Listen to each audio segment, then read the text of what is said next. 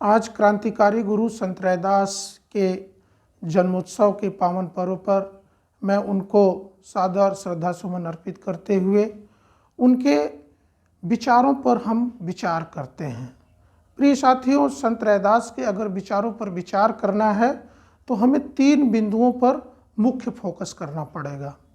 पहला कि उनका जन्म कब और किन परिस्थितियों में हुआ, उन परिस्थितियों का उनके जीवन पर क्या प्रभाव पड़ा तथा उन परिस्थितियों के समाधान के लिए उन्होंने कौन कौन से उपाय बताए, तथा तीसरा कि उनके बताए हुए उपाय से आज का समाज क्या सीख ले सकता है, अर्थात दूसरे शब्दों में उनके विचारों की आज क्या प्रासंगिकता है।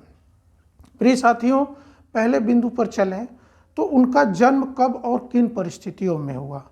तो उनका जन्म सन 1398 ईस्वी में वाराणसी के पास सिर गोवर्धनपुर गांव में हुआ था।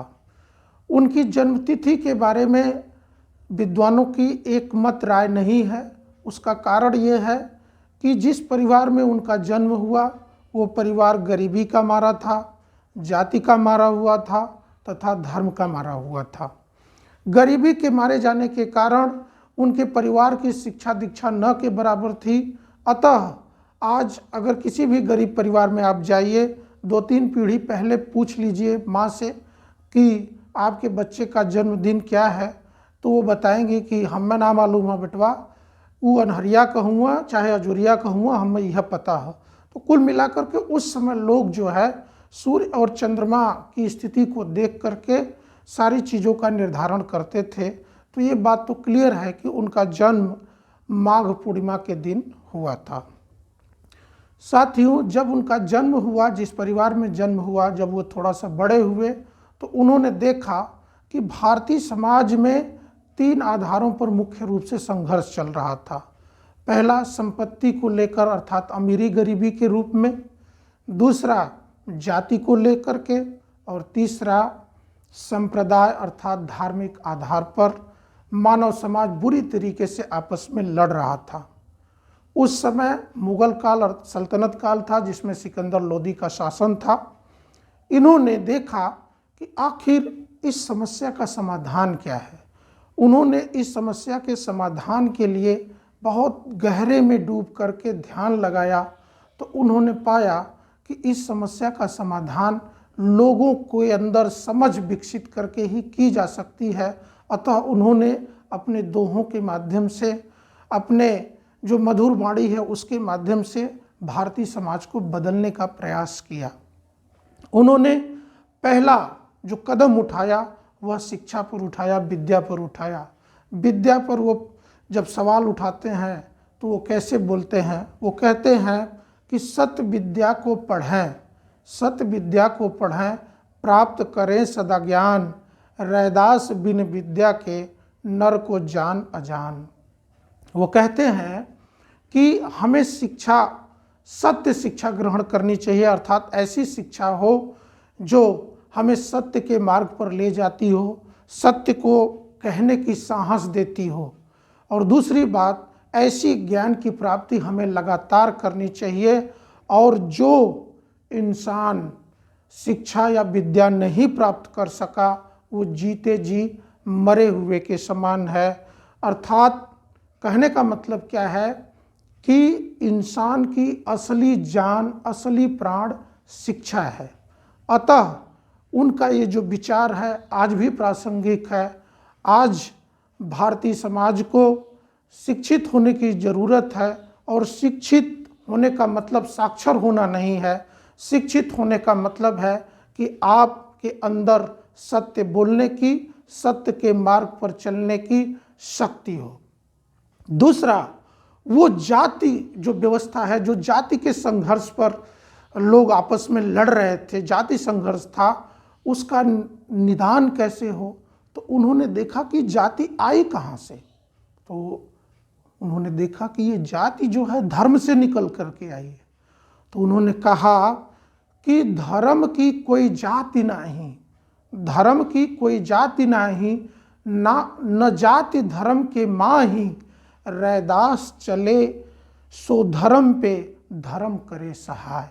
अर्थात वो कहते हैं कि धर्म की कोई जाति नहीं होती है और न जाति का धर्म में कोई अस्तित्व है।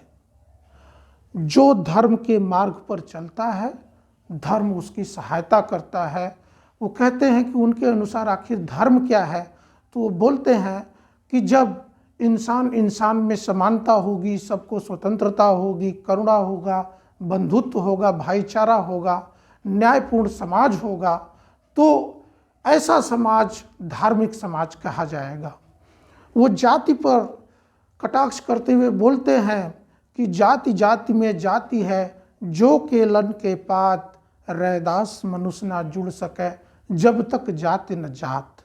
वो कहते हैं, उदाहरण देते हैं कि भारतीय समाज में जाति ठीक उसी प्रकार से है जैसे केले का वृक्ष होता है, उसका एक एक पत्ता निकालते जाएंगे, ठीक उसी प्रकार से भारतीय समाज में अगर आप देखेंगे तो जाति में जाति, जाति में जाति, आप जाति जाति खोजते चले जाएंगे, इंसान खत्म हो जाता है लेकिन जाति समाप्त नहीं होती है।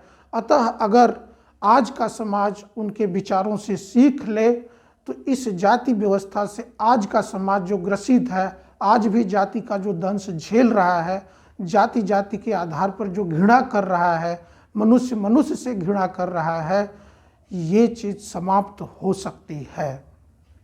इसके बाद वो धार्मिक आधार पर जो समाज में बहुत ज़्यादा विद्वेष फैला हुआ था, इंसान इंसान का खून का प्यासा बना हुआ था धर्म के नाम पर, उसके लिए वो कहते हैं कि हिंदू तुरक नहीं कछु भेदा, सब मह एक रक्त और मासा, दो एक दूजा नाही, पेख्यो सोई रहदासा।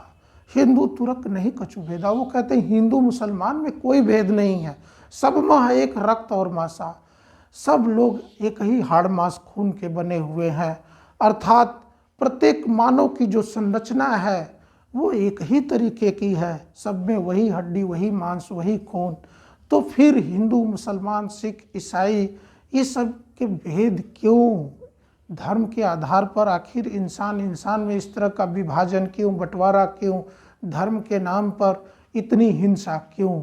अगर संत रैदास के विचारों को आज का समाज समझ ले तो निश्चित रूप से वो समझ सकता है कि हम जो धर्म के नाम पर लड़ते हैं ये टोटली गलत है, इसको सिरे से खारिज करने लायक है। इसके बाद उनका जो सबसे महत्वपूर्ण सामाजिक, सांस्कृतिक, आर्थिक, राजनीतिक दर्शन है वह है ऐसा चाहूँ राज में, मिले सबन को अन्न, छोट बड़ सब सम बसव, रैदास रहे प्रसन्न। वो कहते हैं कि ऐसा चाहूँ राज में, यानी ऐसे राज्य की, ऐसे शासन की वो कल्पना करते हैं जिसमें मिले सबन को अन्न, सबको अन्न मिले, कोई भूखा न सोए। अब प्रिय साथियों, अन्न कैसे मिलेगा? अन्न पैदा कहाँ से होता है? धरती से पैदा होता है, जमीन से पैदा होता है। अगर सबको अन्न उपलब्ध कराना है तो इसका स्वाभाविक परिणाम है कि सबके पास जमीन होनी चाहिए। इसका मतलब ये हुआ कि जब तक सबके पास समान जमीन का वितरण नहीं होगा, सबको अन्न उपलब्ध नहीं होगा। सरकारें जो बहुत ज़्यादा बजट तमाम तरह की जो कल्याणकारी योजनाएं हैं उसमें खर्च करती हैं, अगर क्रांतिकारी गुरु संत गुरु रैदास की बातों को माने तो संसाधनों का समान वितरण कर दें, तो मुझे लगता है कि ये सरकार को करने की ज़रूरत नहीं पड़ेगी। लोग स्वयं श्रम करके अपने खाने के लिए, अपने पीने के लिए उपजा सकते हैं और आत्मनिर्भर बन सकते हैं। आत्मनिर्भर भारत का जो सपना है, अगर उसको साकार करना है तो संत गुरु रैदास की बातों को सरकार को इम्प्लीमेशन करना चाहिए, उसका कार्यान्वयन करना चाहिए। वो कहते हैं कि पराधीनता पाप है, जान लेहूँ रे मीत, पराधीनता पाप है, जान लेहूँ रे मीत, रैदास दास पराधीन सो कौन करे हैं प्रीत। वो कहते हैं कि पराधीनता पाप है। पराधीनता मतलब दूसरे के अधीन रहना पाप है, और जो पराधीन है, जो दूसरे के ऊपर निर्भर है, चाहे वो आर्थिक क्षेत्र में हो, चाहे संसाधनों के कारण हो, अगर कोई गरीब है तो दूसरे के ऊपर निर्भर रहता है, उसकी जीविका दूसरे के ऊपर निर्भर रहती है। संत रैदास कहते हैं कि एक पाप है, इस पाप को खत्म करना होगा, और जो पराधीन है, जो दूसरे के ऊपर निर्भर रहता है, उससे कोई प्रेम नहीं करता है। तो आज का समाज संत रैदास के विचारों से सीख लेकर के इस भारत को आत्मनिर्भर भारत अगर बनाना है तो संसाधनों का समान वितरण करना अति आवश्यक है। इसके बाद वो कर्म पर बहुत अधिक ध्यान देते हैं। आप कर्म करिए। कर्म पर कैसे ध्यान देते हैं? उससे पहले अगर आपको आत्मनिर्भर बनना है तो हर क्षेत्र में आपको अपना सेल्फ एम्प्लॉयमेंट मतलब स्वरोजगार विकसित करना होगा। और ये स्वरोजगार विकसित करने के लिए भारतीय समाज को जाति धर्म की संकीर्ण मानसिकताओं से ऊपर उठना होगा। कभी कभी ऐसा होता है कि एक नीच जाति का कोई व्यक्ति अगर कोई रोजगार कर रहा है तो जो उच्च जाति के लोग हैं ना उसके यहाँ कोई सामान खरीदते हैं, ना अगर कोई खाने पीने वाली चीज़ है तो उसको भी नहीं खाते हैं, तो वो बेचारा स्वरोजगार भी कैसे कर पाएगा। अतः अगर संत गुरु इतने महान विभूति इस देश में पैदा हुए हैं, अगर उनकी बातों को ही अगर समाज और सरकार ईमानदारी से उसका कार्यान्वयन करे, इम्प्लीमेशन करे, तो भारत की गरीबी हमेशा के लिए समाप्त हो सकती है। हम बात कर रहे थे कि वो कर्म पर बहुत अधिक ध्यान देते हैं। वो कहते हैं कि कर्म बंधन में बंध रहियो, फल की तजियो न आस। कर्म बंधन में बंध रहियो, फल की न तजियो आस। कर्म मानुष का धर्म है, सत भाकै रैदास। वो कहते हैं कि मनुष्य का धर्म जो है कर्म है। आप कर्म करिए और फल की आशा भी रखिए। आपको फल की आशा इसलिए रखना पड़ेगा कि जो आपने कर्म किया है, जो मेहनत किया है, जैसे उदाहरण के तौर पर एक किसान अगर खेत में कोई फसल बोता है तो वो इंतज़ार करता है कि उसकी फसल कैसी होती है। ठीक उसी प्रकार से हमें अपना कर्म ईमानदारी से करना है और फल की चिंता भी करनी है। इन्हीं शब्दों के साथ मैं अपनी बातों को विराम देता हूँ, इस उम्मीद के साथ कि आज संत रैदास के विचारों की प्रासंगिकता बढ़ गई है। आज का भारतीय समाज और सरकार अगर उनके विचारों का अनुकरण करें, उनका ईमानदारी से इम्प्लीमेशन करें, तो निश्चित रूप से हमारा भारत देश सोने की चिड़िया बन सकता है। जो संत रैदास ने कहा था, बेगमपुरा राज्य बेगमपुरा, अर्थात कहीं पे कोई गम नहीं, बिना गम का ऐसा शासन स्थापित किया जा सकता है।